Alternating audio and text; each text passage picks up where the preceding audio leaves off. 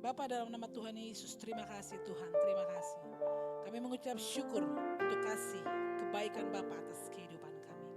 Terima kasih Tuhan Yesus, terima kasih. Hari lepas hari, kehidupan kami terus Tuhan dalam perlindungan-Mu, dalam kendalinya Tuhan. Apapun yang kami lakukan Tuhan, kami tidak mau melangkah sendiri, tapi kami mau senantiasa tangan Tuhan yang kuat menopang kami. Terima kasih Bapa yang baik, terima kasih Tuhan Yesus, terima kasih. Biar ibadah kami ini Tuhan, sepanjang hari ini Bapa, menjadi berkat untuk menyenangkan hati Bapa, untuk memegahkan nama Tuhan Yesus Kristus di atas segalanya. Terima kasih Tuhan Yesus, terima kasih. Terpujilah namamu dari sekarang sampai selama-lamanya. Haleluya, haleluya. Yang diberkati Tuhan, sama-sama katakan amin. Puji Tuhan, jemaat Tuhan yang ada di Green Lake, yang ada di virtual, mari bangkit berdiri, kita memuji Tuhan, kita mau bersuka cita karena Tuhan, bersukaria karena Tuhan. Haleluya, amin. Saudara, saudara di rumah, saudara boleh menggerakkan bahu saudara, ya. Paling tidak terlihat ya saudara, kalau saudara itu bergerak. Amin. Yes.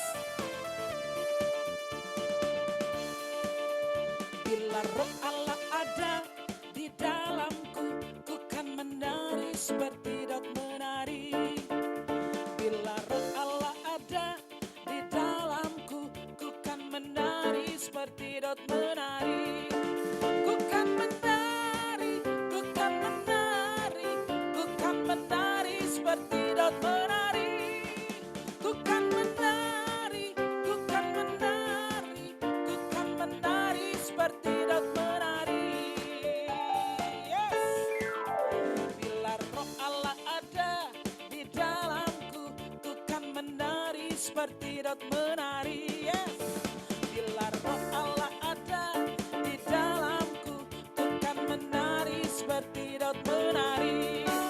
Ku kan menari, ku kan menari, ku kan menari seperti Daud menari. Ku kan menari, ku kan menari, ku kan menari seperti Daud menari. Haleluya. Bila roh Allah ada di dalamku, ku kan menari seperti Daud menari. Yeah. Bila roh Allah ada di dalamku, ku kan menari seperti Daud menari. Ku kan menari, ku kan menari, ku kan menari seperti Daud menari. Ku kan menari, ku kan menari, ku kan menari seperti Daud menari. Ayo umat Tuhan, ku kan menari, ku kan menari, ku kan menari seperti Daud menari. Ku kan menari, ku kan menari, ku kan menari seperti Daud menari. Mari tepuk tangan di atas kepala umat Tuhan. Yes. Haleluya. Tetap memuji Tuhan, tetap bersuka cita karena Tuhan. Amin. Glory, haleluya.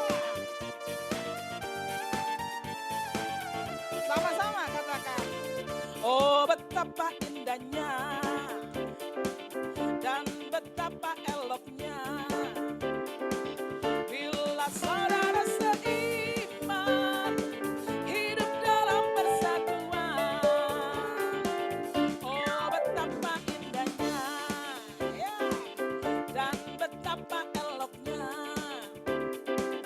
bila saudara seiman hidup dalam persatuan. Bakurakan di kepala Harun yang kejanggut dan jubahnya turun seperti embun yang dari Hermon mengalir ke bukit Sion. Ke sana telah diperintahkan Tuhan agar berkat-berkat dicurahkan, kehidupan untuk selamanya. Oh betapa indahnya, oh betapa indahnya, ya, dan betapa eloknya bila saudara seiman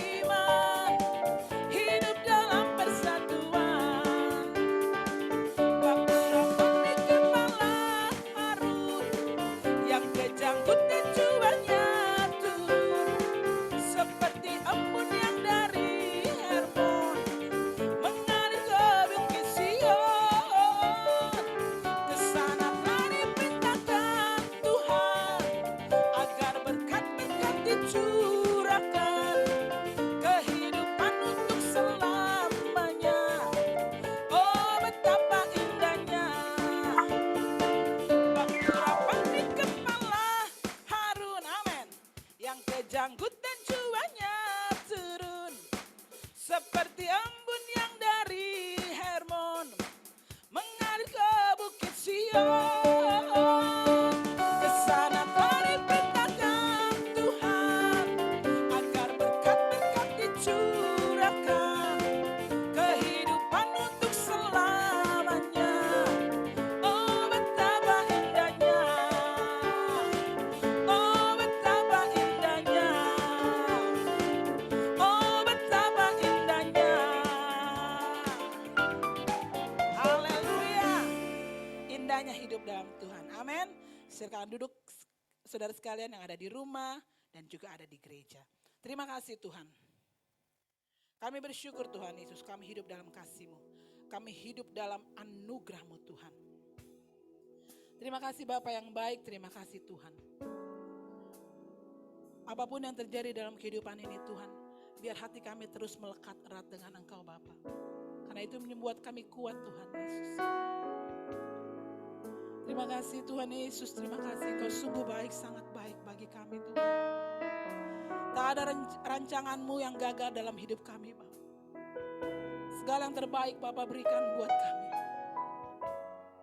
Terima kasih Tuhan Yesus, terima kasih, haleluya. Kami sembah Engkau Tuhan. Mari saudara, naikkan sembah-Mu, naikkan mazmur-Mu bagi Tuhan Yesus Kristus. Karena Dia Allah yang layak dipuji, Dia Allah yang layak disembah. Haleluya. Engkau layak Tuhan, amin. Dimuliakan, diagungkan, Yesus Tuhan. Terima kasih Tuhan. Tiada Allah seperti-Mu yang penuh kuasa, Allah yang luar biasa.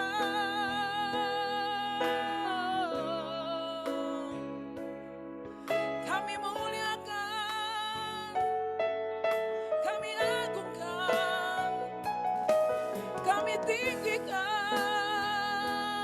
Yesus Tuhan. Kemuliaan hanya bagi-Mu, hanya bagi-Mu Bapa.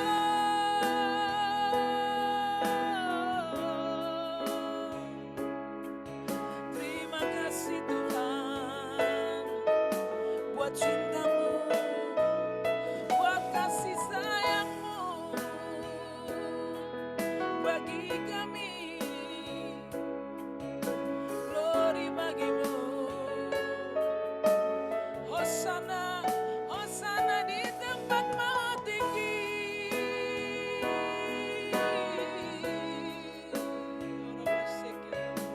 Haleluya, haleluya, haleluya.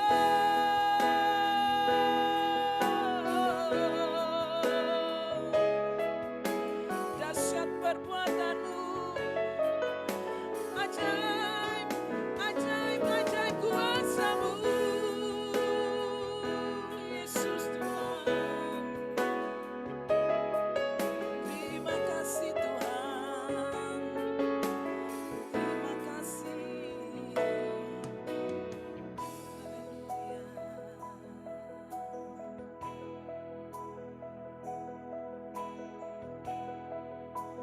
Hanya dekat Allahku, rasa tenang hatiku. Kau sertai jalanku sepanjang hidupku.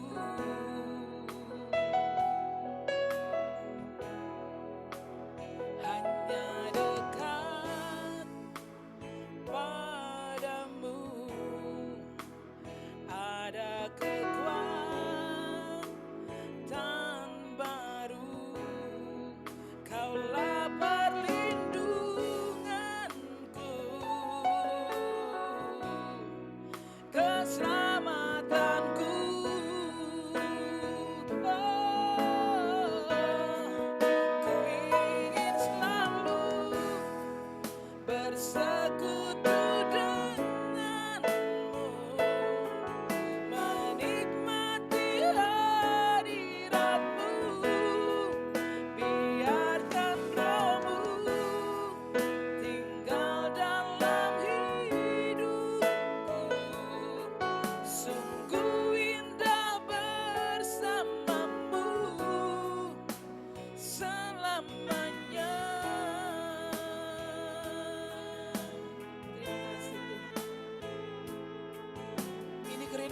setiap kami Tuhan.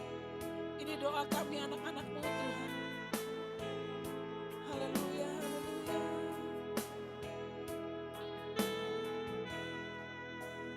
Hanya dekat Allahku, rasa tenang hatiku, Kau sertai jalanku sepanjang hidupku.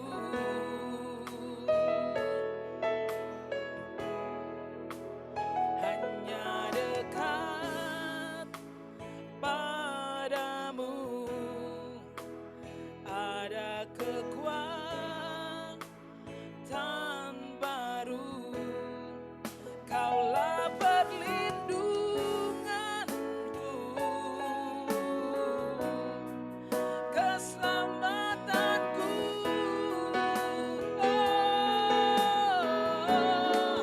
Ku ingin selalu bersekutu denganmu, menikmati hadiratmu.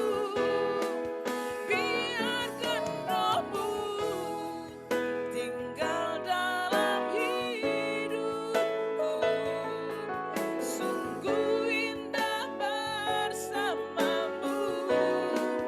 Ku ingin selalu bersekutu denganmu, menikmati hadiratmu. Biarkan Roh-Mu tinggal dalam hidupku. Sungguh indah bersamamu.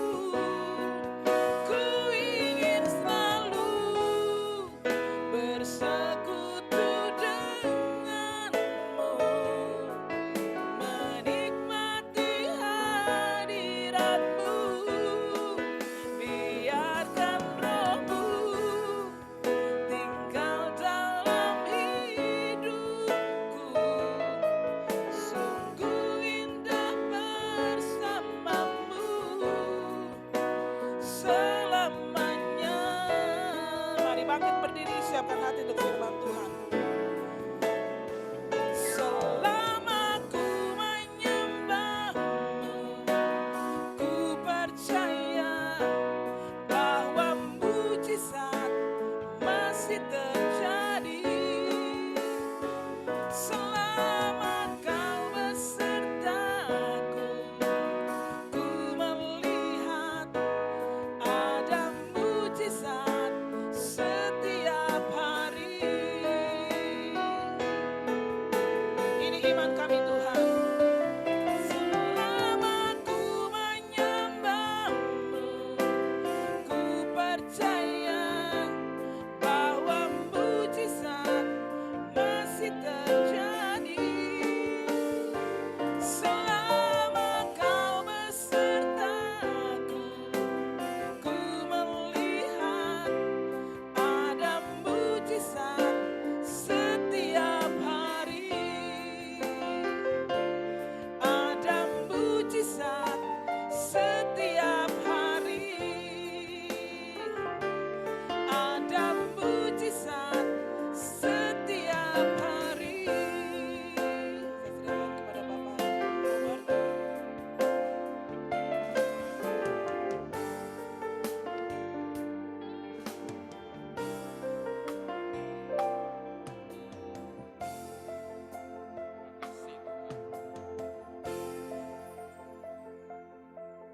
Bapa kami yang di surga, kami bersyukur Tuhan untuk kasih-Mu, pemeliharaan-Mu, mujizat-Mu dalam hidup kami. Kami ada sebagaimana kami ada saat ini, itu semua berkat pemeliharaan-Mu semata. Dan kami juga bersyukur Tuhan, pagi menjelang siang ini, Kau berikan kami waktu untuk bersekutu, menaikkan pujian, pengagungan, penyembahan kami ke hadapan hadirat-Mu, baik melalui pertemuan onsite maupun lewat Zoom. Bapa di surga, sekarang kami siap mendengar firman-Mu. Allah Roh Kudus bertatalah di tengah-tengah umat-Mu. celikan mata kami. Beri kami hati seorang murid yang siap belajar dan siap diajar. Terima kasih Bapa. Dalam nama Yesus kami berdoa dan bersyukur. Haleluya. Amin.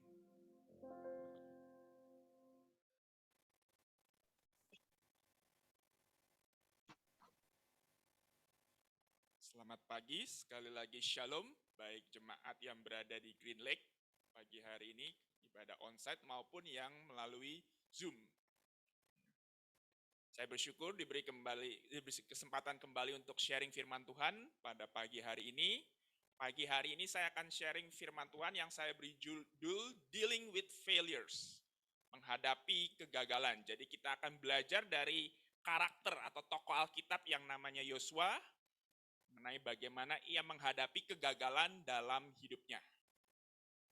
Tanpa berlama-lama saya ajak kita membuka Alkitab kita dalam kitab Yosua. Kitab Yosua itu di perjanjian lama setelah kitab Ulangan. Kitab Yosua pasal yang ke-7 ayat 6 sampai ayat yang ke-15. Yosua pasal yang ke-7 ayat yang ke-6 sampai ayat yang ke-15. Saya akan bacakan untuk kita semua. Judul perikopnya adalah dosa dan hukuman akan.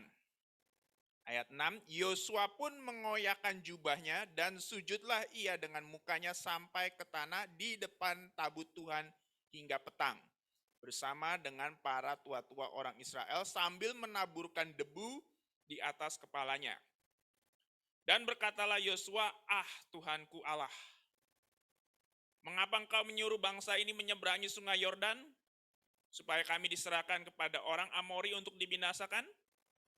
Lebih baik kalau kami putuskan tadinya untuk tinggal di seberang sungai Yordan itu. Ayat 8, Oh Tuhan, apakah yang akan kukatakan setelah orang Israel lari membelakangi musuh-musuhnya? Apabila hal itu terdengar oleh orang Kanaan dan seluruh penduduk negeri ini, maka mereka akan mengepung kami dan melenyapkan nama kami dari bumi ini. Dan apakah yang akan kau lakukan untuk memulihkan namamu yang besar itu?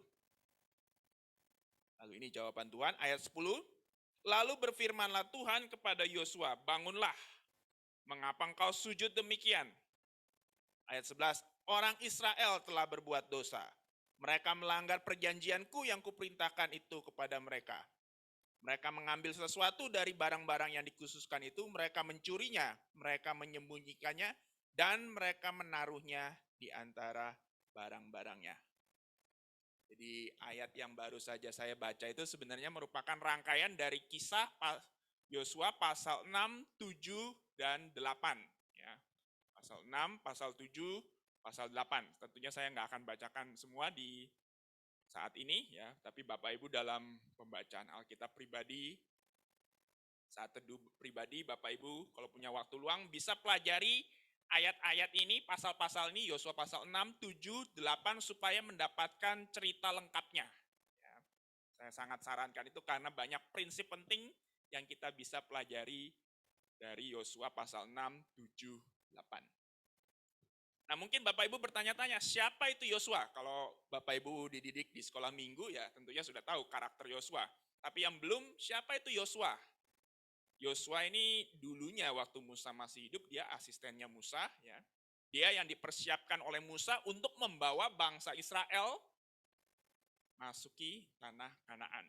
Jadi Musa yang membawa orang Israel keluar dari Mesir, Musa yang memimpin, tapi para pemimpin Israel, termasuk Musa, Harun, Miriam, semuanya meninggal tanpa memasuki tanah Kanaan.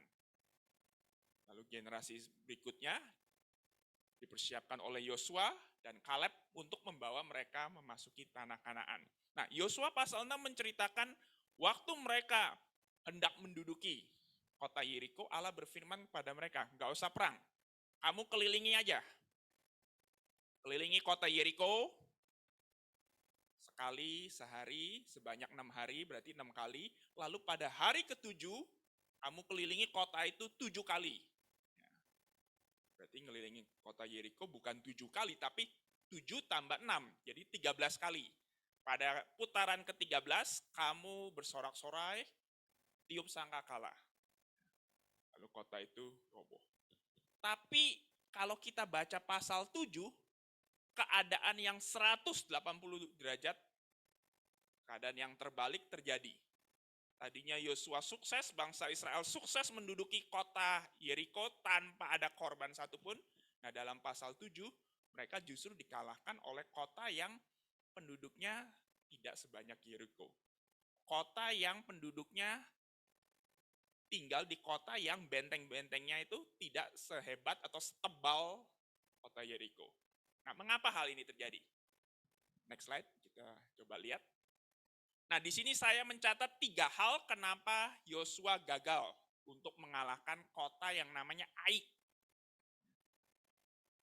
Ai nggak begitu terkenal, orang lebih tahunya Yeriko, yaitu temboknya tebal, tinggi. Ai ya jarang didengar. Ya. Tapi justru Yosua kalah terhadap kota ini. Nah, alasan kekalahannya tentunya yang paling utama adalah kesalahan atau dosa-dosa si Akan. Ya. Akan itu seorang Israel, waktu bangsa Israel mengalahkan kota Yeriko, Allah berfirman, emas, perak, tembaga, semua jangan disentuh. Itu semua milikku, milik Tuhan. Jangan dijadikan barang jarahan, jangan dibagi-bagi. Nah, cuma ada yang bandel. Ada yang tergiur, waduh ini bagus nih, sayang kalau semuanya buat Tuhan. Saya ambil sebagian.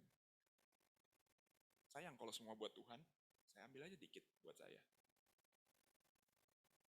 Itu yang penyebab utama kenapa Israel kalah menghadapi Ai.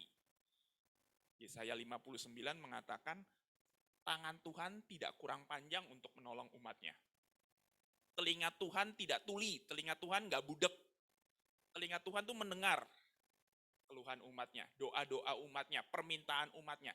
Tapi yang menjadi penghalang antara umat dengan Allah adalah dosa-dosa, kesalahan dari umat itu sendiri. Jadi karena bangsa Israel melanggar perintah Allah, Allah bilang kuduskan barang-barang itu jadi milikku. Ini ada satu orang ngambil, akhirnya Allah tidak menolong bangsa Israel waktu menyerang kota Ai. Itu kesalahan yang pertama dan yang paling utama. Tapi kesalahan si Akan, dosa si Akan itu bukan satu-satunya penyebab, bukan satu-satunya faktor penyebab kekalahan Yosua. Sebab yang kedua adalah overconfidence. Terlalu pede. Kalau istilah anak muda sekarang, terlalu pede, terlalu percaya diri. Kalau pasal 6 kan baru menceritakan bangsa Israel mengelilingi kota Yeriko 13 kali, nggak ada korban satupun dicatat. Mereka berhasil mengalahkan Yeriko. Nah, mereka berpikir, wah kalau Allah sudah tolong kita ini ya selanjutnya ya pasti ditolong terus. Ya, kita nggak perlu lagi bikin persiapan yang detail, yang sistematis, itu nggak perlu. Allah pasti udah tolong kok. Dan itu yang terjadi, overconfidence, terlalu pede, terlalu percaya diri. Kalau dalam bilangan pasal 13 mereka ketakutan, melihat orang Kanaan, orang Kanaan tinggi-tinggi. Kita kayak belalang, diinjak, meninggal. Nah ini sekarang kebalikannya. Justru mereka terlalu percaya akan kuasa Allah, sampai mereka tidak lagi mau mempersiapkan diri dengan baik. Nah memang kita harus percaya akan kekuatan Allah. Kita harus percaya akan kuasa Allah. Kita ada sebagaimana kita ada saat ini, itu semua berkat kasih karunia Allah. Cuma itu tidak berarti, kita santai-santai aja menghadapi hidup. Kita nggak usah persiapan, kita nggak usah sekolah, kita nggak usah latihan. Toh nanti juga Tuhan tolong. Overconfidence. Yosua mengalami, kita pun mengalami. Karena mereka overconfidence, kesalahan yang ketiga mereka lakukan. Tidak meminta bimbingan atau guidance. Tunjuk dari Tuhan itu apa? Bagaimana cara kita menghadapi Ai ini? Karena kenapa? Karena terlalu pede, terlalu percaya diri. Biasa kan dalam hidup kita sering begitu. Kalau masalahnya besar, kita menghadapi tembok Yeriko, tebal, tinggi, waduh, kita teriak sama Tuhan, Tuhan tolong, saya nggak kuat, saya nggak sanggup. Tolong. saya nggak akan bisa memecahkan masalah ini. Itu kalau masalahnya besar, kita teriak sama Tuhan, kita doa. Tapi kalau masalahnya kecil, ini sih nggak usah doa lah, bisa ngerepotin Tuhan aja, kita juga bisa ngadepin kayak gini. Ya. Kita overconfidence, kita nggak persiapan, kita nggak minta bimbingan atau petunjuk dari Tuhan, dan akhirnya kita mengalami kegagalan. Bukan hanya saya dan saudara orang-orang biasa, jemaat gitu. Bukan, Yosua pun pemimpin yang sudah dipersiapkan. Musa pun mengalami hal yang sama, jatuh ke lubang atau kesalahan yang sama, terlalu pede, terlalu percaya diri. Nah, cuma Yosua karakter yang baik, yang bisa kita teladani. Nah, coba kita lihat, next slide, prinsip-prinsipnya dari hidup Yosua. Ya, bagaimana dia menghadapi kegagalan, ya, apa yang dia lakukan. Yang pertama adalah dia berkomunikasi dengan Allah. Next slide. Dia berdoa, dia langsung berdoa, dia koyakan jubahnya, ya, dia taburkan abu di kepalanya, tanda orang berduka, dan dia mengadukan masalahnya itu kepada Allah. Nah, ini contoh orang yang positif dalam menghadapi kegagalan. Prinsip yang positif, prinsip yang perlu kita teladani ketika kita gagal. Ada orang yang kalau gagal, dia apatis. Malas berusaha lagi. Untuk apa saya capek-capek berusaha kalau nanti akhirnya gagal lagi? Untuk apa saya capek-capek bekerja kalau nanti di situasi ekonomi seperti ini, perusahaan bangkrut, saya akhirnya dipecat. Untuk apa saya capek-capek? Ada orang yang ketika menghadapi kegagalan, dia berkata, pasti orang lain yang salah. Teman saya tuh yang salah tuh. Kami sama-sama ditugaskan untuk menyelesaikan suatu pekerjaan, dibentuk tim, saya sudah kerja bagus-bagus, dia nggak kerja, berarti salahnya dia. Ada orang yang berusaha menghadapi kegagalan dengan minum-minuman keras, mabuk-mabukan, pakai drugs. Semua cara itu adalah salah. Ketika Bapak Ibu, saudara-saudari menghadapi kegagalan, jangan salahkan orang lain, jangan salahkan situasi, jangan lari ke minum-minuman keras atau obat-obat terlarang, tapi larilah kepada Allah. Yosua berkomunikasi dengan Allah, Allah memberitahu, nih penyebabnya. Kamu nggak setia, bangsa Israel nggak setia. Aku sudah katakan jangan ambil barang-barang yang sudah kudus itu, yang sudah dikhususkan untuk aku. Tapi ambil juga. Lalu Allah memberi petunjuk, sampai akhirnya Yosua bertemu. Nah ini penyebabnya, si Akan ini. Akan lalu dihukum mati, selesai masalahnya. Itu prinsip pertama ketika kita menghadapi kegagalan. Jangan menyalahkan orang lain, sekali lagi. Jangan melakukan hal-hal negatif, merusak diri dengan minuman keras, ya, rokok. Jangan apatis menghadapi hidup, jangan putus asa, tapi lari kepada Tuhan. Berkomunikasi dengan Tuhan. Nah, prinsip yang kedua, next slide. Next slide, sekali lagi. Prinsip yang kedua adalah dengan mempersiapkan diri sebaik mungkin. Jadi Yosua menyadari, ya, orang yang sudah dewasa akan menyadari kalau saya gagal hari ini, it doesn't mean the end of the world. Kalau saya gagal hari ini, tidak berarti dunia berakhir, tidak berarti dunia runtuh, kiamat. Enggak, masih ada hari esok. Hari esok saya bisa persiapan diri lebih baik lagi supaya berhasil. Nah, ini ada pepatah Ibrani, Gamseh Ya'afor, ya, pepatah singkat, 3 kata aja, nggak banyak dalam bahasa Ibrani, Gamseh Ya'afor. Jadi ada legenda Yahudi yang menarik, ya, nggak diceritakan dalam Alkitab, ya, legenda, namanya legenda, ya, mitos orang Yahudi. Ceritanya begini, jadi suatu hari ada seorang raja yang bukan hanya kaya tapi pinter, Raja Solomon, ya, King Solomon. Raja Salomo pada zaman dia hidup, kerajaan Israel itu sangat kaya, tidak ada musuh, jadi tidak ada perang. Lalu suatu hari Raja Salomo memanggil panglima perangnya, panglima tentaranya, namanya Benaya. Benaya dipanggil, lalu Benaya disuruh untuk mencari sebuah cincin. Sebuah cincin. Benaya bingung, saya kan tugasnya panglima perang. Saya kira saya dipanggil raja udah siap mau perangi apa nih? Mau perangi Mesir, mau perangi Tirus. Ternyata nggak, disuruh mencari sebuah cincin. Cincinnya ini unik, kata Raja Salomo. Uniknya kenapa? Uniknya cincin ini dia bisa membuat orang yang lagi susah jadi terhibur, jadi seneng. Tapi sebaliknya bisa membuat orang yang lagi seneng jadi susah, jadi sedih. Jadi kalau orang lagi susah, begitu melihat cincin ini dia jadi seneng. Tapi kalau orang lagi seneng melihat cincin ini, dia jadi sedih, jadi susah. Benaya bingung, saya panglima perang, mestinya berperang, saya belajarnya ilmu perang, kok disuruh nyari cincin. Tapi ini perintah raja, nggak boleh dibantah. Jadi akhirnya Benaya cari ke semua daerah Israel, nyari cincin, ya.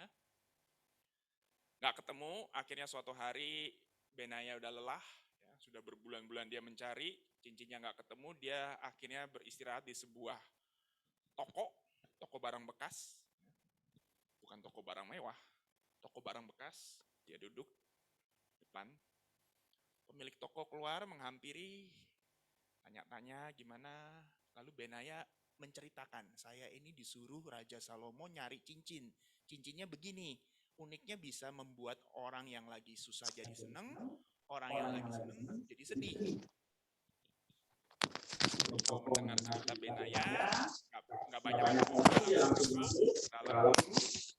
Dari antara barang jualannya dia ambil sebuah cincin perak ya, bukan cincin perak biasa aja, cincin perak ya, bukan cincin perak biasa aja, cincin perak. Lalu dia serahkan kepada Benaya.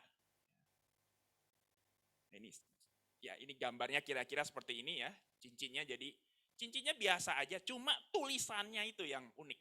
Ya. Tulisannya ya pepatah Ibrani itu tadi, Gamseh Ya'afor. Gamseh Ya'afor. Artinya apa kalau diterjemahkan ke bahasa Inggris? This too shall pass. Ini juga akan berakhir. Benaya cepat-cepat pulang, kembali ke kerajaan Israel, kasih cincinnya kepada Salomo. Salomo lihat, dia merenungkan makna pepatah itu. Jadi kalau orang sedih lihat cincin itu, dia baca kalimat itu, Gamseh Ya'afor. This too shall pass. Ini juga akan berlalu. Saya hari ini gagal. Itu membuat saya sedih. Tapi dikatakan ini juga akan berlalu. Jadi kegagalan kamu itu nggak permanen. Masih ada hari esok. Ya, hari ini kamu gagal, kamu sedih, silakan, nangis, silakan. Tapi jangan nangis terus, jangan putus asa. Masih ada hari esok. Persiapkan diri sebaik mungkin. Membuat orang susah jadi seneng. Orang miskin melihat cincin itu, saya miskin nih, gak punya duit. Gamseh Ya'afor. This too shall pass. Berarti kemiskinan saya itu tidak kekal. Kemiskinan saya itu gak permanen. Masih ada hari esok. Kalau saya mau bekerja baik-baik, pasti akan naik hidup saya. Bebas dari kemiskinan. Tapi sebaliknya, kalau orang lagi seneng baca cincin itu, saya kaya, saya punya banyak duit, nama saya terkenal, orang kagum pada saya. Begitu lihat cincin itu, Gamseh Ya'afor, this too shall pass. Wah, kekayaan saya suatu hari bisa hilang ini. Saya sedih. Udah kerja bertahun-tahun, tapi kekayaan saya nggak permanen. Yosua pasal 6, 7, 8 mengajarkan kita satu prinsip penting. Tidak ada keberhasilan dan tidak ada kegagalan yang permanen. Next slide. Tidak ada keberhasilan dan tidak ada kegagalan yang permanen. Nggak mungkin gagal terus-menerus itu nggak mungkin. Nggak mungkin juga berhasil terus-menerus, itu nggak mungkin. Ya. Jadi kalau kita mengalami kegagalan, jangan terlalu sedih. Ya pasti sedih lah. Sedih pasti, tapi jangan terlalu sedih. Masih ada hari esok, berusaha lagi. Ya. Tapi ketika kita mengalami keberhasilan, sebaliknya, jangan terlalu senang.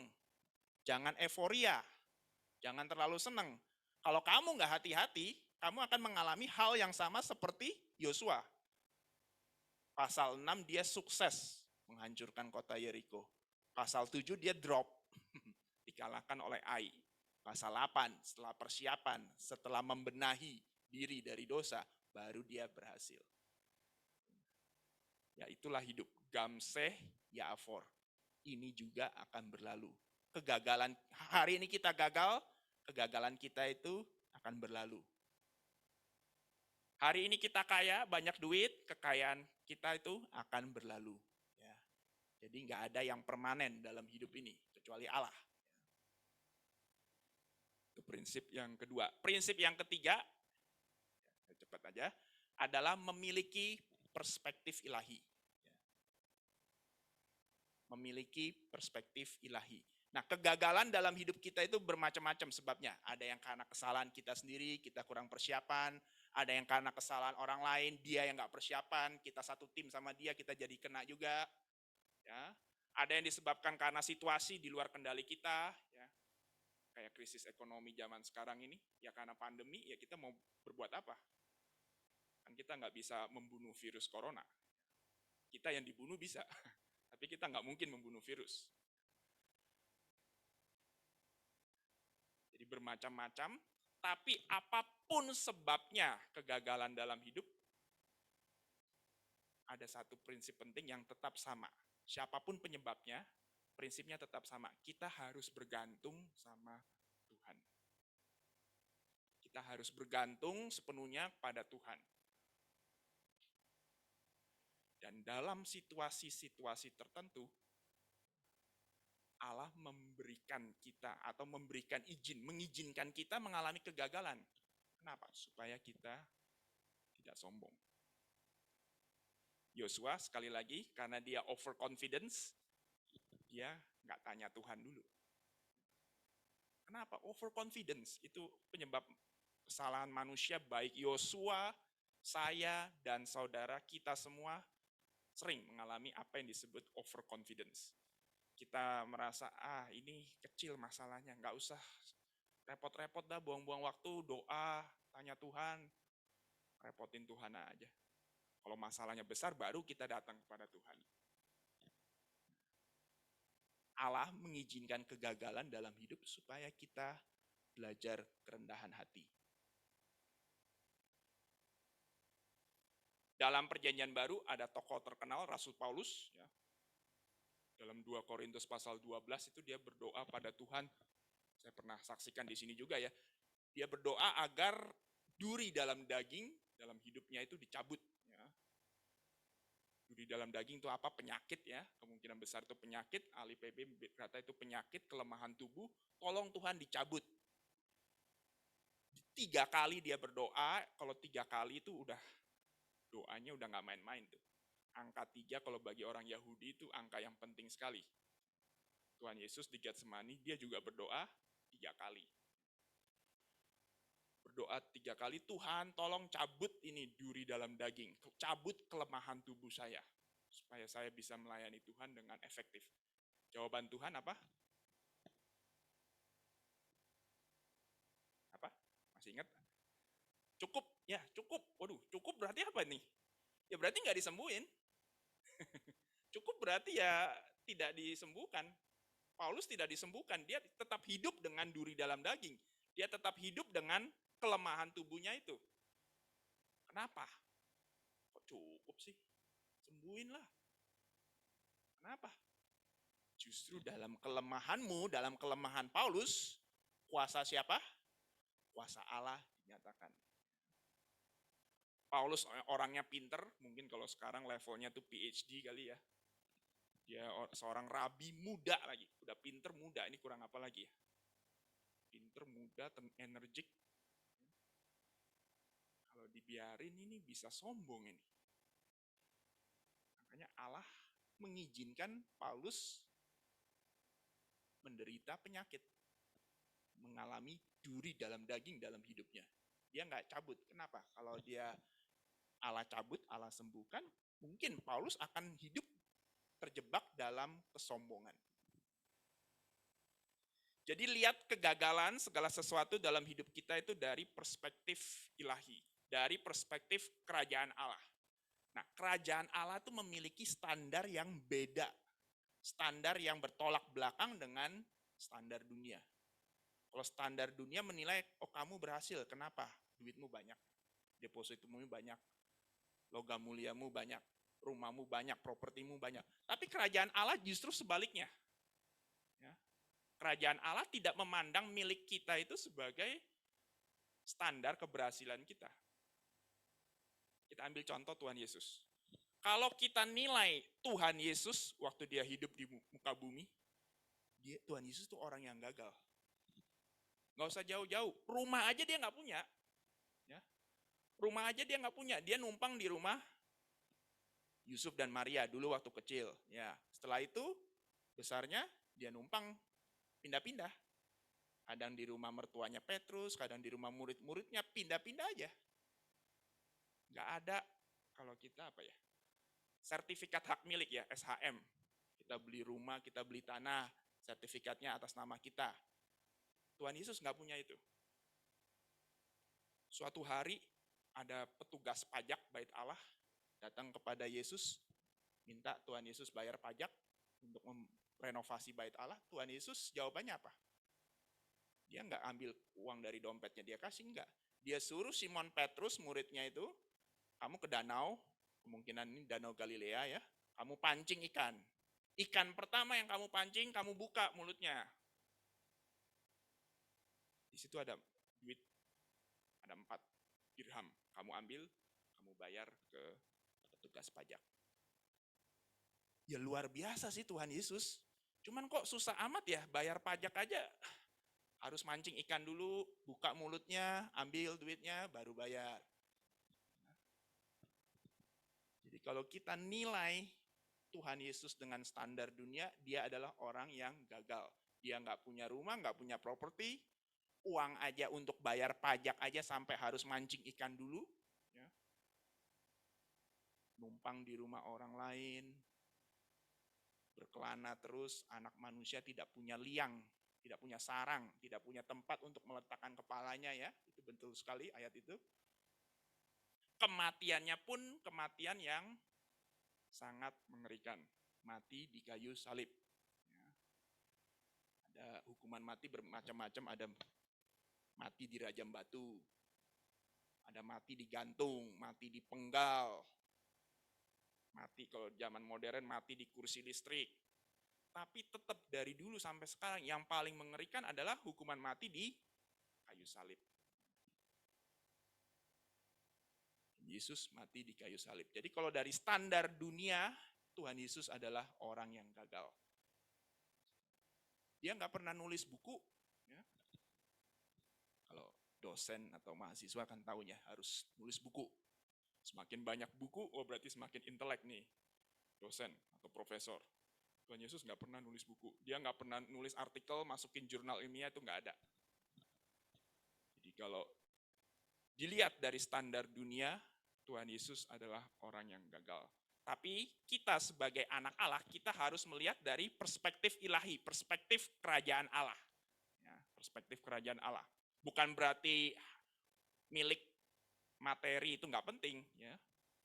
Saya butuh uang, jemaat butuh uang, Bapak Ibu butuh uang, gereja pun butuh uang untuk mengembangkan misi kerajaan Allah. Tapi bukan uang yang utama.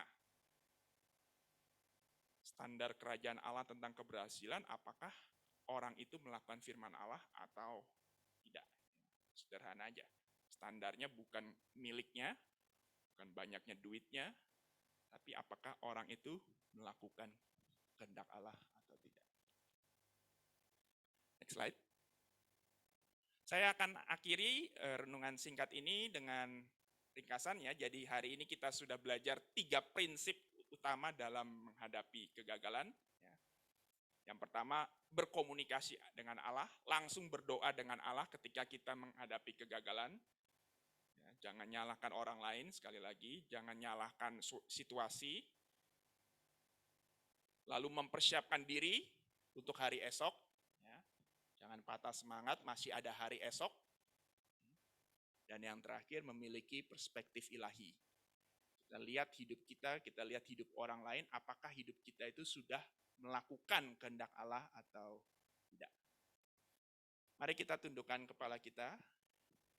Kita berdoa kepada Tuhan.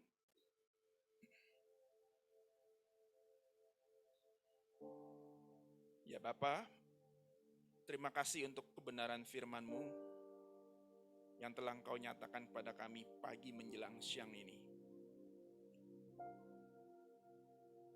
Kami telah belajar bahwa sebagai orang Kristen, kami tidak boleh patah semangat dalam menghadapi kegagalan-kegagalan dalam hidup kami. Kami tidak boleh menyerah, tidak boleh putus asa dalam menghadapi kesulitan hidup kami. Allah Roh Kudus, mampukan kami untuk hidup seturut kehendak-Mu. Berbicaralah pada kami Tuhan, melalui kegagalan dalam hidup kami. Mampukan kami untuk tetap kuat di tengah segala kegagalan kami. Kuatkan kami Tuhan, agar kami tidak pernah berhenti berusaha mempersiapkan diri sebaik mungkin pada hari esok. Dan mampukan kami untuk melihat kegagalan dan kesulitan dalam hidup kami dari perspektif Engkau, perspektif ilahi, perspektif kerajaan Allah. Terima kasih Bapa. Doa ini kami naikkan hanya dalam satu nama, nama Putra Allah yang Maha Kuasa, Tuhan Yesus Kristus. Amin.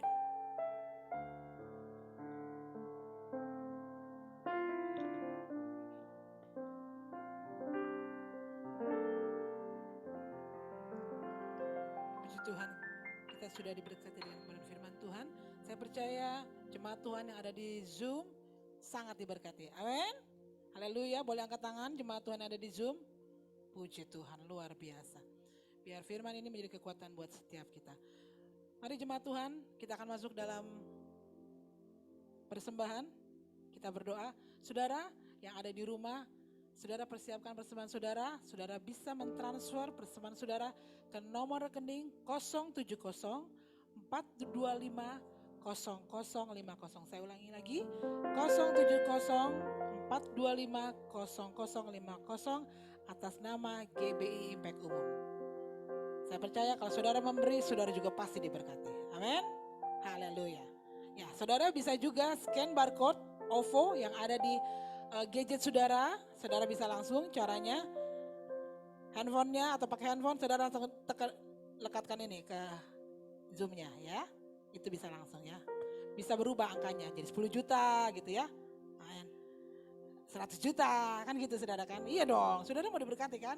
Amin, haleluya. Mari kita bernyanyi, saudara memberi, saya bernyanyi. Haleluya. Memberi dengan rasa syukur, dengan hati yang sukacita.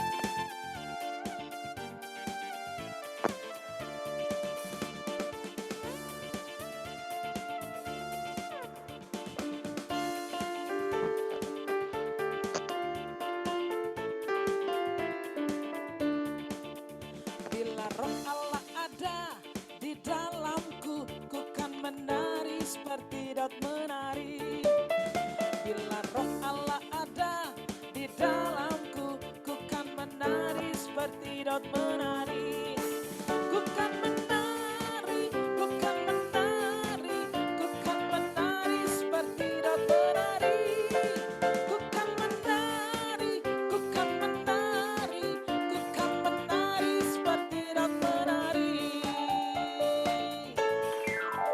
Bila roh Allah ada di dalamku, ku kan menari seperti Daud menari. Bila roh Allah ada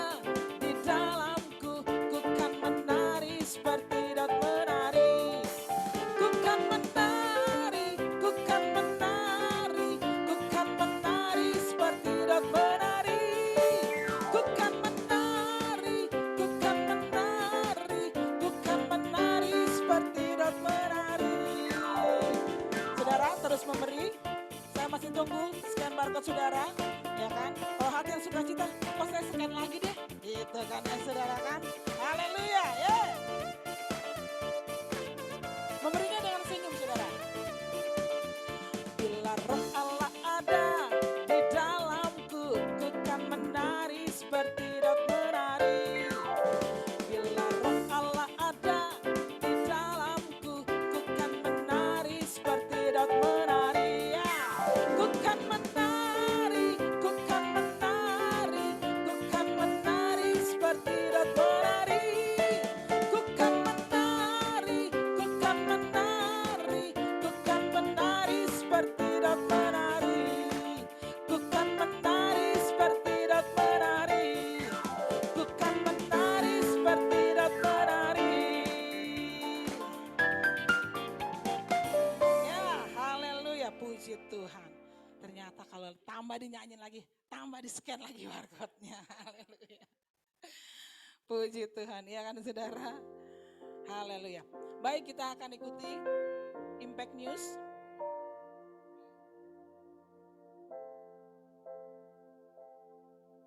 Ada? Ya, sambil tim media mempersiapkan Impact News, saya sapa Ibu Mince, Opung yang ada di Medan, Ibu Mince Tambunan, Pak Henry, Pak Saibun, Riris, Wiwit, ada juga Nelly, Immanuel, Kakak Sandra, Kakak Sisi, Pak Surya di Wangsa, juga ada Ibu Dorka Simomora, Ibu Inawati atau Oma Caca, halo, puji Tuhan.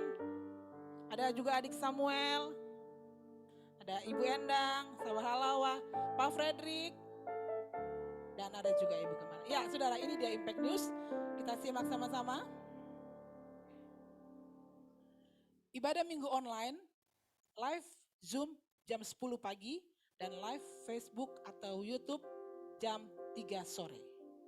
Berikutnya. Ibadah Kids Impact masih via Zoom jam 2 siang di minggu kedua dan minggu keempat. Berikutnya. GB Impact ada doa fajar live Facebook. Saudara bisa berpartisipasi untuk doa fajar di live Facebook setiap Senin jam 5 pagi dan setiap Kamis jam 5 pagi. Berikutnya. Fellowship via Zoom, saudara bisa ikut serta di setiap Senin minggu pertama jam 18.45 dan setiap Jumat di minggu ketiga jam 14.45. Berikutnya. Selesai? Ya, demikianlah Impact News, saudara bisa ambil bagian supaya setiap hari kita tetap punya hubungan sama Tuhan. Ya kan, saudara-saudara bisa bangun pagi, ikut ibadah live via Facebook, doa fajar. Puji Tuhan. Baik, tidak ada pengumuman lain. Saudara yang ada di Zoom, kita akan siap terima doa berkat. Saudara boleh bangkit berdiri. Juga jemaat Tuhan ada tempat ini, boleh bangkit berdiri. Nanti Ibu Gembala, Ibu Esther Evi Chandra akan memberikan kita doa berkat.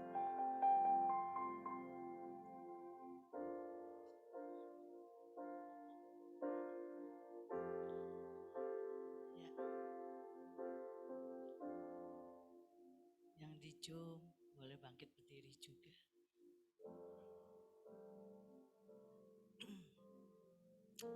Kita akan mengakhiri ibadah hari ini dari awal sampai akhirnya, tetapi kita mau meminta berkat dari Allah Bapa kita di surga.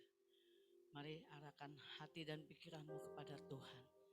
Angkat kedua belah tanganmu tinggi-tinggi di atas kepala. Ini kami Bapa. Kiranya kasih karunia dari Allah Bapa di surga dan damai sejahtera dari Tuhan Yesus Kristus serta persekutuan yang manis dari Roh Kudus menyertai kami Tuhan. Dari siang hari ini sampai Maranatha, Tuhan Yesus menjemput para salehnya. Haleluya. Umat percaya bersama saya katakan amin. Tuhan Yesus memberkati. Silakan duduk kembali. Ya, saya menyapa-nyapa yang di Zoom katanya. Itu ada Ibu Dorcas. Medan tahun depan buka dong. Mantap. Ya, Ibu Minca, Tambunan, Opung. Sehat ya, Pung. Terus ya. Ya, terus juga undang-undang semua yang ada di sekitar Opung untuk bersama-sama dengan kita untuk beribadah. Juga semua teman-teman yang ada di sana, saya nggak bisa baca satu-satu, ini kecil banget. Tetapi sekecil-kecilnya kita hari ini pasti dalam perlindungan Tuhan. Terlebih kita sudah mendengar akan kebenaran firman ya. Kan saya nengok ke sana nggak enak kan? Nah, lebih enak di depan. Wah, sudah ditulisin. Ada Bu Endang, Samuel. Hai Samuel, udah dewasa ya. Coba Samuel kasih tangan dong. Wah, wah luar biasa ya, udah gede ya. Dari kecil udah besar, sebentar lagi jadi pemuda di sini. Amin. Ada Sisi, apa kabar? Bu Sisi bertanya terus kapan ini katanya onsite-nya. Doakan sama-sama di Desember kita bersama-sama udah onsite. Ibu Pak Suryadi Wangsa. Terus percaya kepada Tuhan. Suatu hari saya percaya bisa menyerahkan dirinya untuk dibaptis. Ya Pak, sama-sama melayani di sini di tempat yang sama bersama Ibu Evi dan semua yang ada tim dari GB Impact. Wiwi, Riris, Pak Saibun, Pak Hendri terus untuk Ibu Ipung ada aja nih. Buat semuanya deh saya nggak bacain, ada 19, 17, 19, ada 1000 bahkan. Amin ya, semuanya saya ucapkan selamat hari Minggu, terus beribadah, jangan pernah berhenti beribadah dan jangan pernah berhenti berharap kepada Tuhan. Pandemi boleh ada, tetapi harapan kita tetap utuh bersama Tuhan. Amin. Mau susah, mau senang, mau sebagaimana masalah kita, percaya tadi semua ada batas waktunya. Ya, pegang tuh tadi, ya. Ya. Udah cukup belum ketemu Bu Evi-nya? Desember kita ketemu, yang di Medan tahun depan kita ketemu. Kalau Natalan ini boleh bikin acara Natal, kita pergi ke sana. Cuma gini doang. Ya, Tuhan Yesus memberkati. Sampai ketemu lagi di minggu ke depan. Shalom.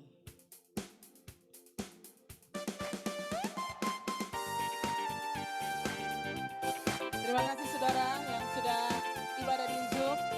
Tetap setia sama Tuhan. Minggu depan di-share linknya lebih banyak lagi ke rekan, sahabat dan keluarga. Oh betapa indahnya dan betapa eloknya bila saudara seiman hidup dalam persatuan. Oh betapa indahnya dan betapa eloknya bila saudara seiman hidup dalam persatuan. Batu rapat di kepala yang kejangkutan cobanya turun seperti embun yang dari Hermon mengalir ke bukit Sion. Kesana diperintahkan Tuhan agar berkat-berkat dicurahkan kehidupan untuk selamanya. Oh betapa indahnya, oh betapa indahnya, oh betapa indahnya. Haleluya, Tuhan Yesus memberkati.